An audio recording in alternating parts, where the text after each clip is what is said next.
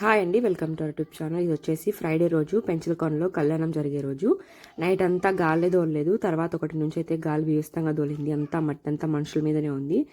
ఆకులు మట్టి అంతా కూడా అసలు పడుకోలేకపోయాము. పైన పడుకున్నాము. నిద్రే రాలేదనమాట మట్టికి. ఇంకా మార్నింగ్ అయితే లేచాము. కొంచెం త్వరగానే లేద్దాం అనుకున్నాం, కానీ లేలేకపోయాము. ఇంకా గుండు కొట్టించుకునే దానికైతే వెళ్తున్నాము గుడి దగ్గరికి. మా అన్న చరణ్ అయితే కొట్టించుకుంటారంట. ఫస్ట్ చరణ్ని వద్దులేరా అని చెప్తే, లేదు నేను కూడా కొట్టించుకుంటానని చెప్పేసి అయితే ఏడుస్తున్నాడు. సరేలే ఇంకా కొట్టిద్దామని చెప్పేసి అయితే చరణ్ కూడా డిసైడ్ అయ్యాము. అద్దెదాకైతే గుండె ఏం కొట్టట్లేదు. ఇంకా అందరూ చూడండి, కళ్యాణం కూడా జరగక ముందే వెళ్ళిపోతున్నారనమాట. కళ్యాణం వచ్చేసి 10:30 నుంచి అయితే స్టార్ట్ అవుతుంది. కళ్యాణం జరగక ముందే అందరూ వెళ్ళిపోతున్నారు చాలామంది అయితే.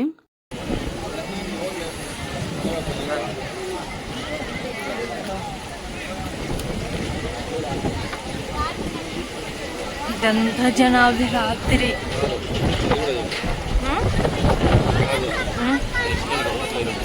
పోదాంపా.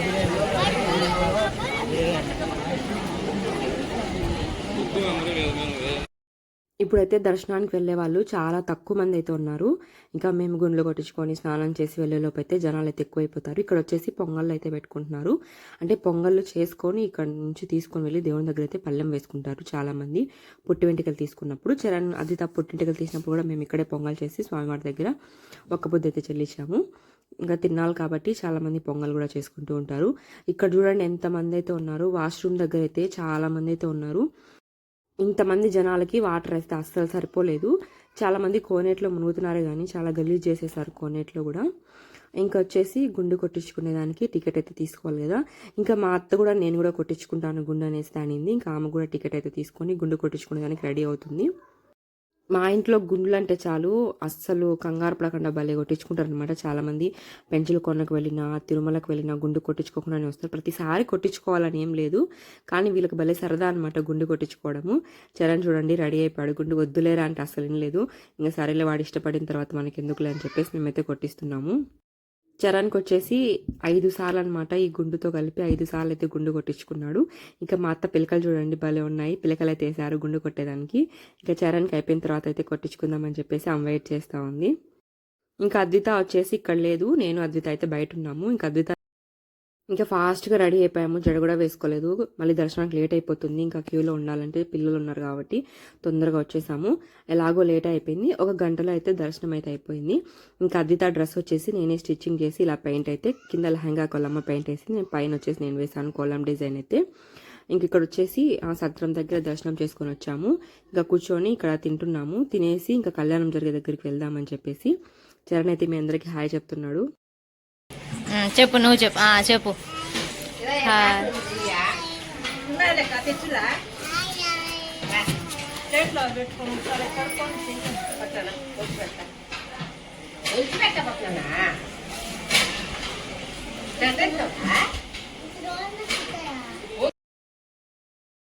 ఇంకా కళ్యాణం జరిగే చోటు వచ్చేసి ఇక్కడే. అసలు నిలబడుకునే దానికి కూడా ప్లేస్ లేదు. చాలా మంది అయితే ఉన్నారు. అసలు ఏం కనపడడం లేదు.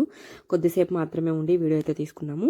ఇక్కడ వచ్చేసి ఒక పక్క స్వామివారి కళ్యాణం జరుగుతుంటే చాలా మంది మ్యారేజెస్ కూడా చేసుకుంటున్నారు. ఇక్కడ వచ్చేసి అక్కడ కళ్యాణం జరిగే టైంకి అయితే ఇంకా ఇక్కడ కూడా పెళ్లిళ్ళు చేసుకుంటారు.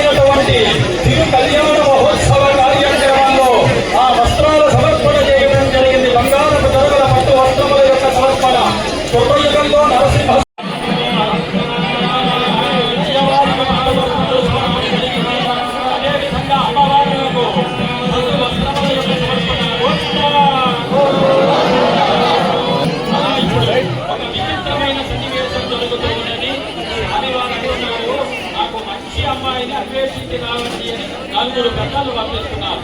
నలుగురు ఎందుకు అన్నారు? 4 వేదాలు, 1 వేదం, 2 వేదం, కాబట్టి నలుగురిని పంపిస్తున్నారు. అమ్మవారు ఏం చేస్తున్నారు అంటారు. అమ్మవారితో మాత యొక్క పూజ చేసి ఆ అమ్మాయిలకు మంచి వరుడు కావాలి అని పంపిస్తూ ఉన్నటువంటి మహత్తరమైన స్థితి. ఈ విధంగా వస్తుంటే స్వామి మొదట ఆవిర్భవించిన ప్రదేశం అహోబిల క్షేత్రం.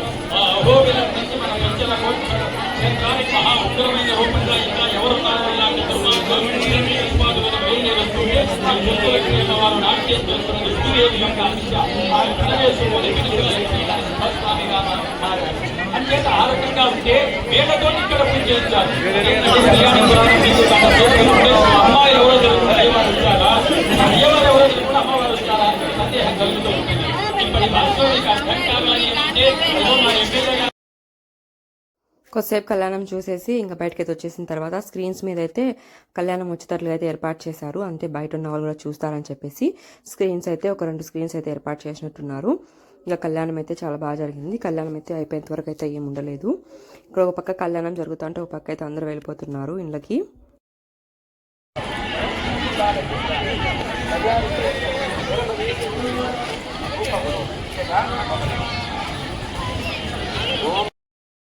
ఇంకా ఇంటికైతే బయలుదేరుతున్నాము. ఇప్పుడు బయలుదేరినా ఇంటికి వెళ్ళేలోపు ఎలాగో నైట్ అయిపోతుంది.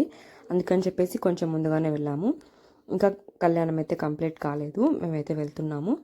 ఇక్కడ వచ్చేసి బస్సులు అయితే ఉన్నాయి, చాలా తక్కువ అన్నమాట. రాజంపేట తక్కువ ఉన్నాయి. ఉదయాన్నే ఎవరు రాలేదని చెప్పి బస్సులు.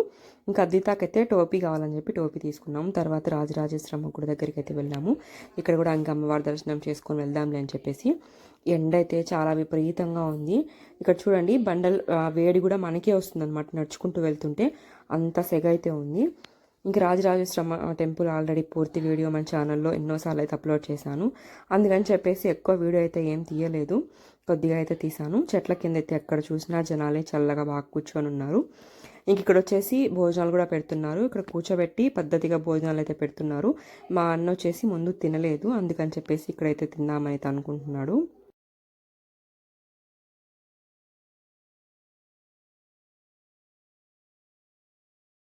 మా చరణ్ వచ్చేసి బ్యాగ్ అయితే లాక్కొని వెళ్తున్నాడు. దర్శనం అయిపోయిన తర్వాత రిటర్న్ వెళ్ళేటప్పుడు వద్దులేరా ఈ ఎండకంటే అసలు వినట్లేదు అనమాట. మా అత్త వదిలేరా అని కూడా అసలు వినలేదు. సరేలే నీకేం కొని నద్ది దాకా కొనిస్తానంటే సరేలే అని చెప్తున్నాడే కానీ బ్యాగ్ అయితే ఇవ్వట్లేదు.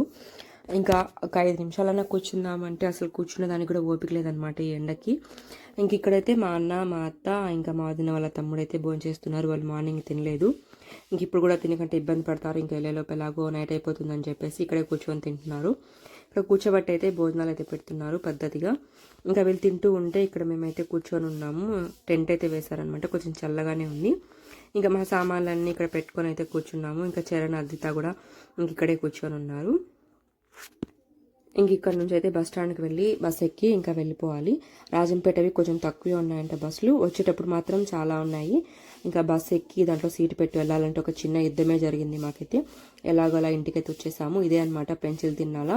ఈ వ్లాగ్ కనుక మీకు నచ్చినట్లయితే లైక్ చేయండి, షేర్ చేయండి, సబ్స్క్రైబ్ చేసుకోవడం మర్చిపోకండి. Thank you so much for watching this video. Next వీడియోతో మళ్ళీ కలుద్దాం.